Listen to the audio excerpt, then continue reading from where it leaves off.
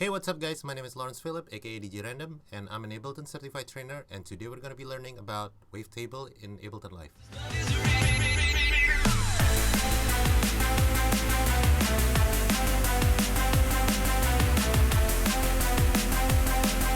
Yo, what's going on guys? So today we're gonna learn to use Ableton Live Wavetable. So Wavetable is basically the Wavetable synthesizer that comes with Ableton Live. And when we're talking about Wavetable synthesizer, most of you will probably think of Serum or Massive. And when you use Ableton, you tend to forget that they have their own Wavetable synthesizer that's actually quite capable. Let's take a listen at this sound that I made really quick just right before I make this video.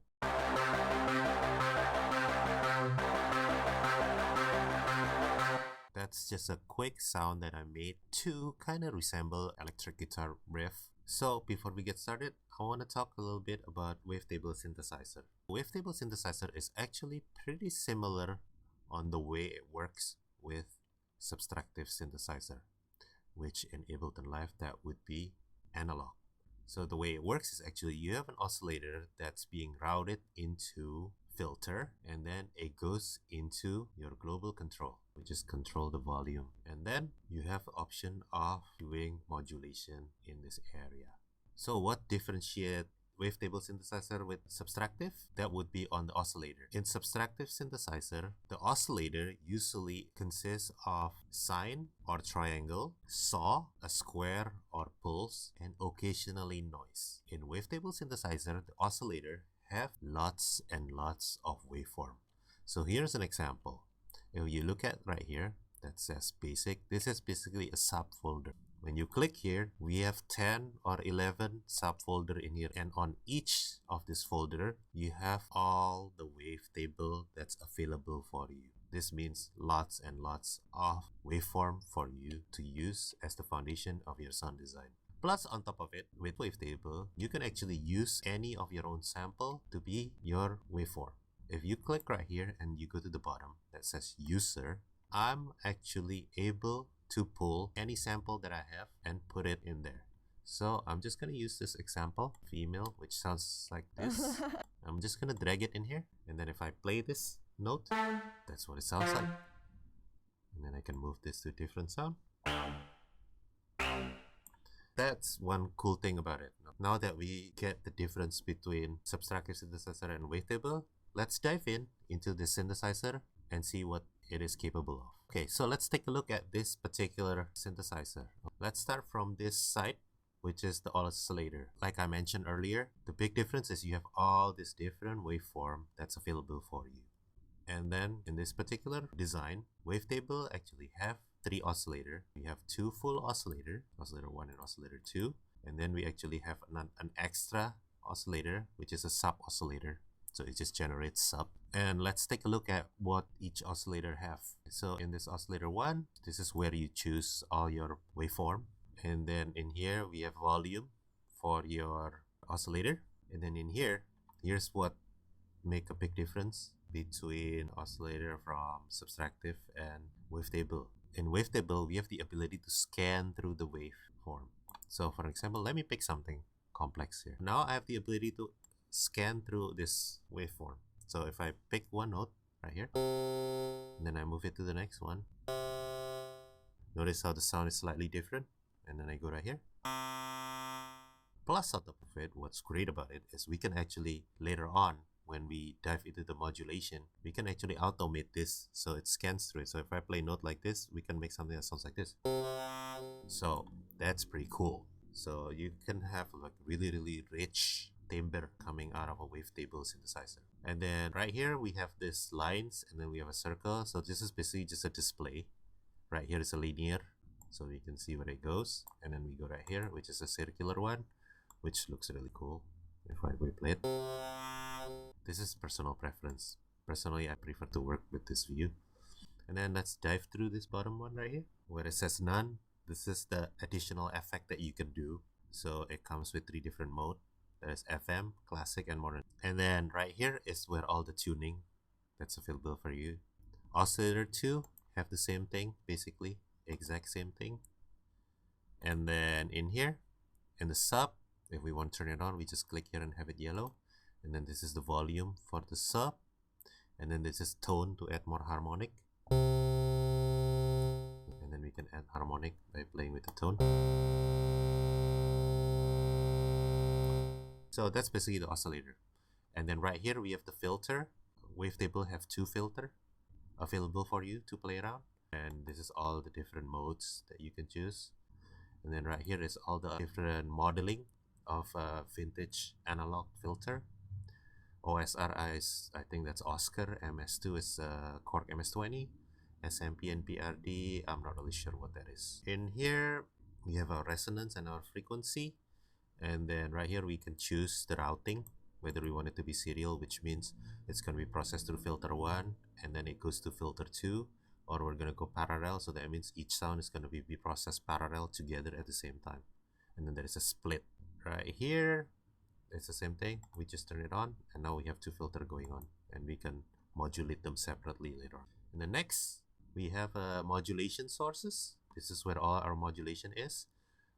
So what's great about this compared to analog is how we can freely assign any of this envelope into any of these knobs. So basically the possibility is endless.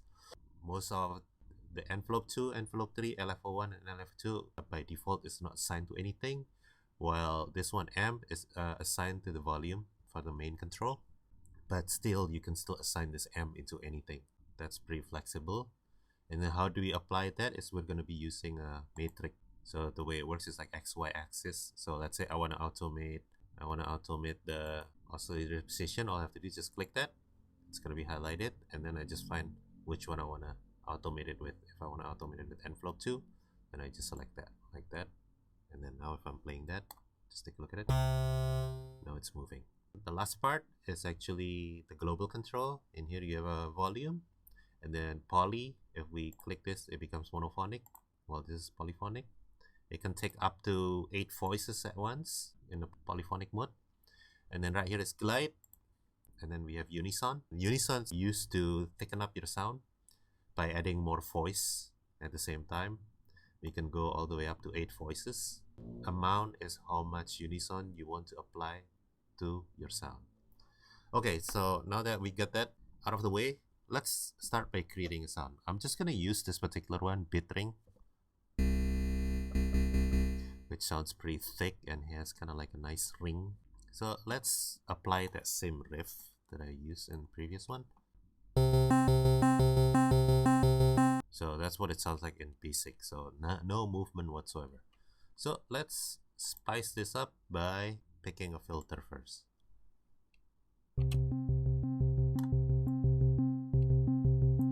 Okay, that's fine. Let's make this filter move like this. Okay, so I'm gonna use the envelope 2. Why envelope 2? Because amp is assigned to the amp. At this point I don't really want to mess with the volume, so I'm just gonna click it right here and then go to matrix. So let's pick this frequency and then goes to here. Okay, and then I'm gonna set a value of maybe 50. So what does this 50 means? It's actually pretty simple. So what it means is like this. When I start this filter, which is at the bottom point, that means my filter is starting at 20. Then when it hit 50, that means the maximum level that this filter is going to be opening to is at 50%. So that means it's going to be like about towards halfway in the middle. So it's probably going to be around here. If I set that at 50. If I set that at 100, that means when it reaches the top, it's going to be at 100%, which means it's going to be open all the way. So let me demonstrate that to you. So what do we have this? Let me set this at 50. Let's play that. So that's exactly at halfway. If I set this at 100, then you will see that the filter will open all the way to the top.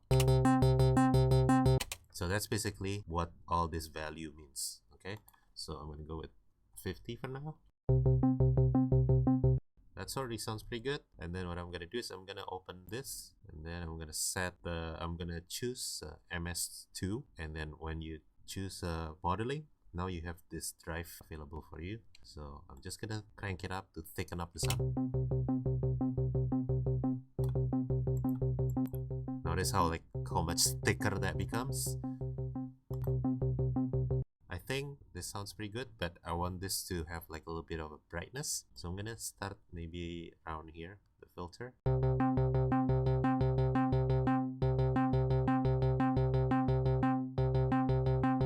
That's pretty cool, but let's give it more character. So what I'm gonna do is I'm gonna modulate this. So now I'm gonna modulate the oscillator position. So let's click this, and then I'm gonna try to pick what sounds good first.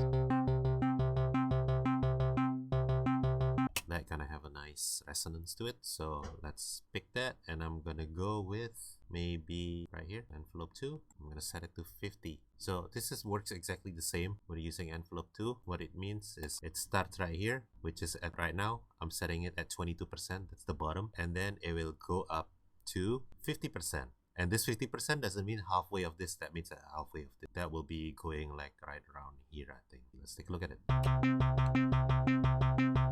If I set this lower, then it's gonna be like right around here. So let's going back to 22. So that sounds pretty good. Let's move this frequency in the middle with an LFO2. So I want to modulate this. So I'm gonna go with LFO1, which is right now set rate as at around 1000 hertz. I'm gonna put it here, and I'm gonna play around with this position maybe at about 20%. And then I can actually play around with this. That sounds pretty good. Let's add a second oscillator, and I'm gonna go with something simple, and then let's make this move on its own. So what I'm gonna do is I'm gonna go with LFO2, and then I'm gonna play around with this like this, just a little tiny bit, so it just kind of like move back and forth.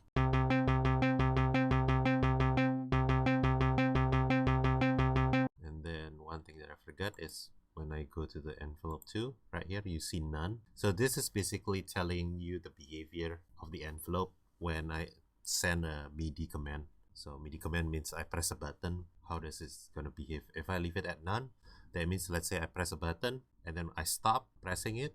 Let's say it stops right here, and then when I press a button again, it will start from this point where I left off. So if I set this at trigger, that means every time I press a button, it will always start from the beginning. And then loop, that means it's just gonna be looping.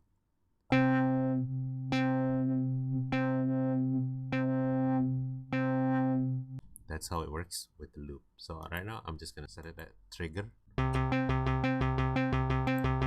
Notice how like it always starts from 0 and then it sounds bright, and you have a more consistent sound by doing it like that. So okay, now that we have that sound, now we have the second oscillator on. Let's add a second filter.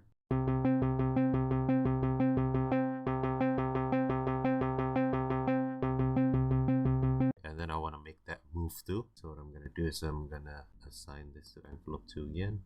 Let's move it.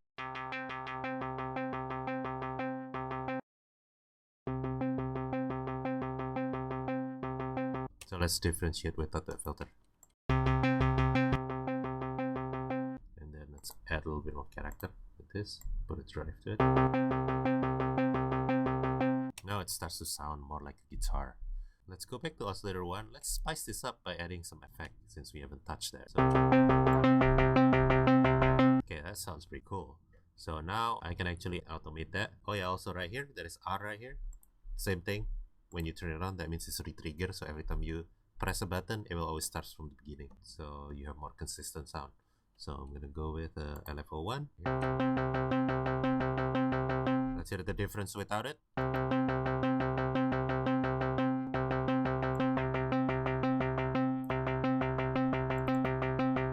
So we spiced it up a little bit. Now let's go to this part, monophonic, because this is just a lead. I'm just gonna leave the glide 0 because I don't need the glide in this particular sound. Let's turn on, let's try classic, and then I'm gonna set it at 3 voice for now. Notice how much bigger your sound is. I'm gonna go with 2. That's pretty much kind of like almost like my guitar lead sound. So now all we have to do is just spice it up. Okay, the big difference between Wavetable and Serum or Massive is those two synths have a built-in effect. In Ableton Live with Wavetable, if you want to add effect, then we simply just have to add audio effect plugins.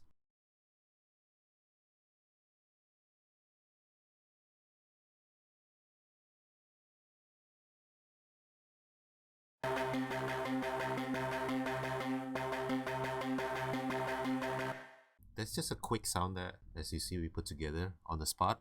So as a summary, let's go back to this. So in Wavetable, we have 2 oscillator and 1 sub oscillator, and each one of these knobs can be assigned into any of these modulation sources. And then we have a filter where we can modulate all of this, and then we have a global control right here with the unison. This is the most important in the section to make your sounds big. So that's about it, guys. I hope this clarify and kind of like gives you like a good idea on like how to start designing sound with the Wavetable. If you like this and you find this to be helpful, please give it a thumbs up. And if you really like my channel, then please subscribe. Thanks for watching, guys, and I'll see you in the next video.